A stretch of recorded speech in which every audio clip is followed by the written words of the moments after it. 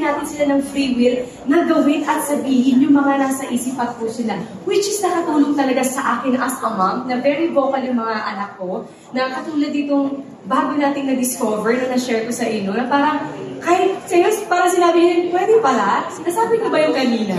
Tapos unique natin ito, nilagyan natin ng ajikinisa, tinikman natin, and tinikman natin, sinabi natin, pwede pala. So nanggaling yan kay Zia, siya ang naka-discover yan, ako lang ang nag-execute nito.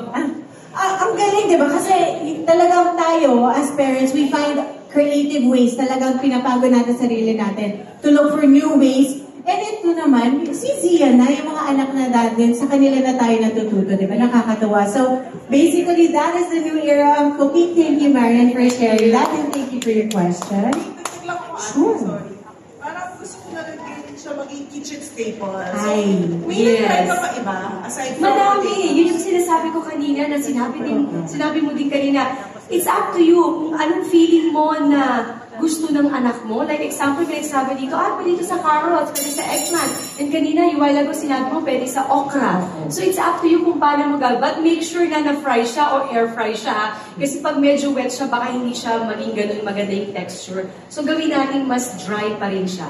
At magiging madali para sa atin ito kasi yung ajikinisa na ginagamit natin is powder. So hindi tayo mahihirapang mag-blend sa kahit anong gulay na gagamitin natin. Okay. Kitchen staple na talaga yan. Alam mo na ha, hindi ka na. Tsaka talagang, pag gusto natin mag-introduce sa mga bagong gulay, di ba? This is a surefire way na talagang magugustuhan nila, di ba? So, kasi tsaka bilang mga nanay, parang hindi tayo magsasawang mag-offer sa mga anak natin ng iba't iba klase na pwedeng lang magustuhan, especially gulay. Tama.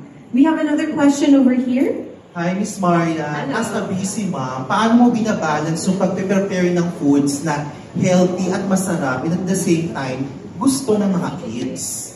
Okay, ang tip ko dyan ganito. Every Saturday, meron talaga akong ginagawa ng Monday to Sunday. Nakasulat na doon, alam mo yan kata, sinabi ko yan sa'yo. Nakasulat na yan kung ano ang mga lulutuin at iyayin sa kanila. Pero, mas magandang ini-involve po natin yung anak natin. Hindi dapat tayo lang yung nagdidesisyon, ito ang ulam mo sa school ha, ito ka lang, no. Kasi minsan nagsasawa sila, minsan hindi kinakain sa school. As a parent, pag nakita mo yung lunchbox, hindi nakain ng anak mo, nadi-disappoint tayo, hindi ba? So, ang magandang gawin natin, isama natin sila sa paggawa ng menu. Anak, Monday, anong gusto mong baon? Mama, gusto ko something new. Ay, something ganito. Pwede bang ganito? So, involve sila. So, nilulook forward nila yung mga baon na sinabi nila sa'yo.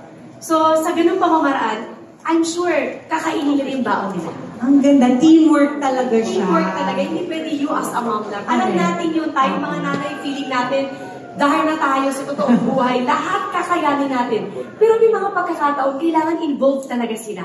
Sa ganung pamamaraan, matututunan nila na makishare, na mag-share ng mga gusto nila, at at the same time, makakain nila yung baon nila. At yun ang mahalaga sa mga magulang. Nakakakain sa school. Totoo yan. Totoo yan. And talagang, pagka sila yung pumili pa, at alam nilang, they are involved, sila yung nag-suggest, they're talagang Excited sila. Oo, diba? Kasi alam nilang party sila dun eh. So, ang ganda ng tips yun. Thank you for your question. Meron po ba tayong one more question? Actually, kung wala pumunta, I have a question. Yes. Meron ka bang masishare na message for yung mga mommies dito? Kasi, a lot of the moms here today are, really look up to you as a mom as well. And the kids, syempre, diba? They look up to you and how you raise your children. So, meron ka bang masishare na message sa lahat ng mga nandito today? Nako, sa lahat ng mga nanay man yan o tatay man yan na araw-araw nag-iisip ng menu para sa pamilya nila, palagi niyong isipin na isa po kayong wonderful person. Napakahirap ng task na to. Kala lang natin parang, anong luto, anong gagawin. Pero alam mo kung titignan natin, kung iisipin natin, ang hirap mag-isip araw-araw kung anong iyahain natin para sa mga mahal natin sa buhay. Kaya naman huwag kayong magsawang maghain, lalo na ng masustansyang pagkain para sa kanila. At kaya tayo bigyan ito para bigyan kayo ng ideas about Aji Ginisa na pwedeng maraming paraan para gamitin talaga ang Aji Ginisa. Kaya talaga mapapasarap, ha? That's correct. Kaya talaga meron tayong new Veggielicious here na hinanda for everyone and we're sharing with everyone here today. So, talagang it's been such a Veggielicious day for everyone. Meron tayong fantastic flavors. Innovative cooking, talagang we're taking notes, and exciting experiences with Aji Ginisa. One of them being having Marian with us here today. Apart from our iconic pledge, we also proved that cooking has entered a new era, and that's thanks to the incredible, more meaty, more gisa-pack goodness of Ajinomoto. Did everyone enjoy their fries here today? Sa mga kids, masarap ba? Parang busy pa silang kumain. Before we close our official program, may I please invite our Ajinomoto representatives and Aji Ginisa representatives to join us here for a quick photo with Miss Marian. Sabi ko kayo ha, may bagong option na po kayo. Dati ito lang. So ngayon may green version na sila, may 30% less sodium. So it's up to you guys kung anong gusto nyo gamitin dito. At win-win situation naman. Correct. Either way, masaya, diba? Pero kung ano yung perfect for your family and your situation talaga. I love it. Miss D is still shaking. May we invite the Ajinomoto team or down here, wherever you would prefer. Ayaw na magpatalo ng camera.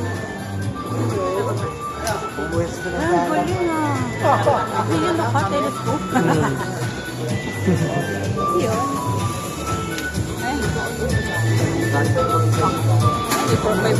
Ay.